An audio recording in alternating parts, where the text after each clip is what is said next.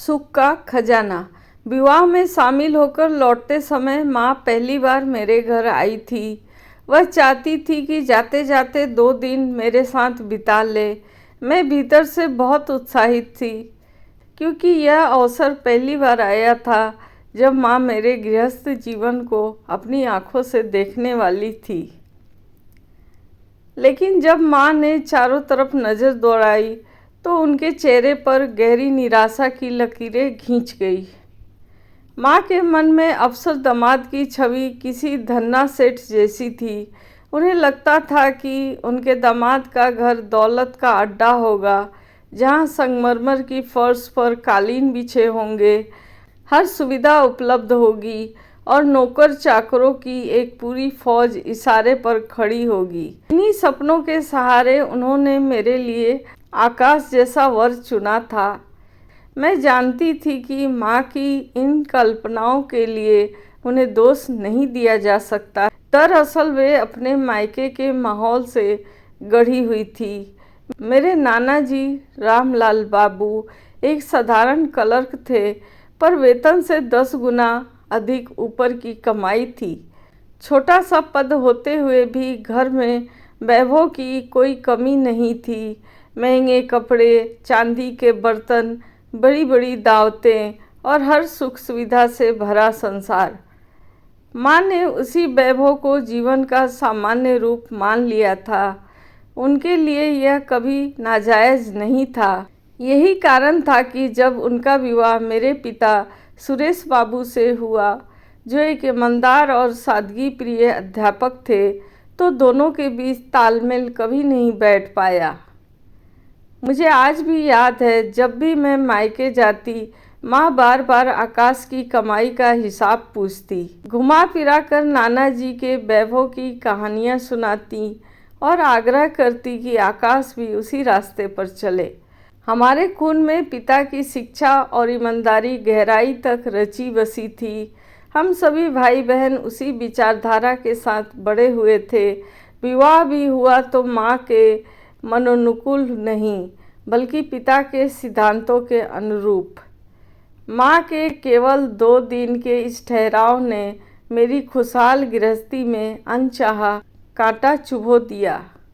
सुबह आकाश दफ्तर चले गए, माँ और मैं घर में रह गईं। मेरी छोटी बेटी अन्वी को दूध पिलाकर मैं उसे झूले में सुला आई और बाकी घरेलू कामों में लग गई। माँ चारपाई पर बैठी बैठी इधर उधर निहारती रहीं। कभी बर्तन देखती, कभी पर्दे की ओर इशारा करती, कभी मेरे पहनावे पर टिप्पणी कर देती। संध्या, उन्होंने धीमी आवाज़ में कहा, तुम्हारे घर में तो बहुत सादगी है। एक अफसर का घर ऐसा होना चाहिए।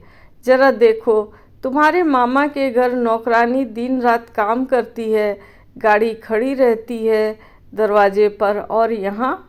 मैंने चुपचाप उनकी बातें सुनी। सच कहूँ तो मन में हल्की चुभन महसूस हुई।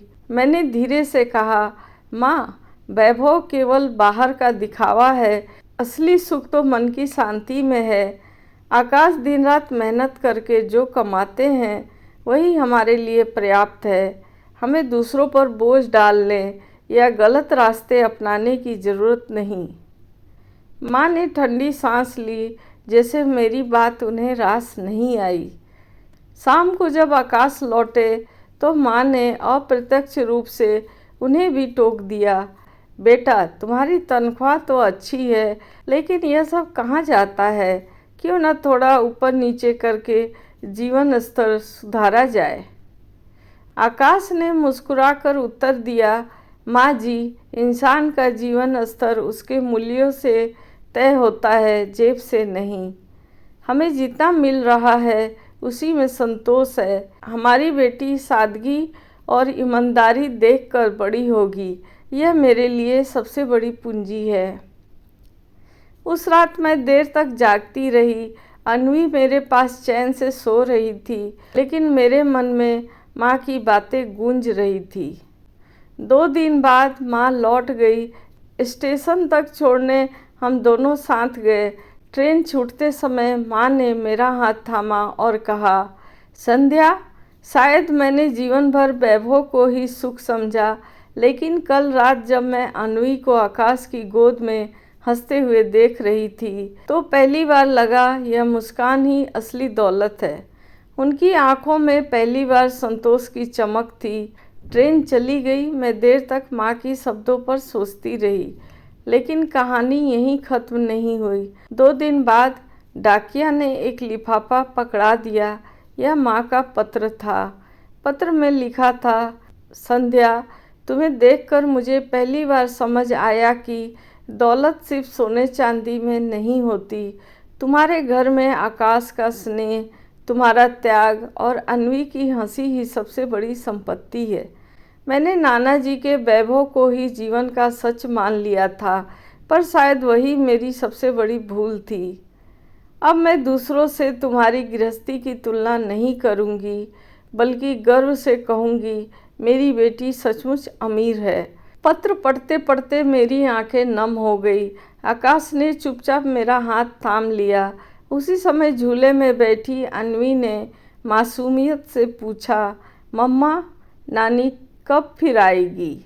मैं मुस्कुरा दी। मन ही मन सोचा, अब की बार जब माँ आएगी तो मेरे घर को सादगी का बोझ नहीं, बल्कि सुख का खजाना मानकर देखेगी।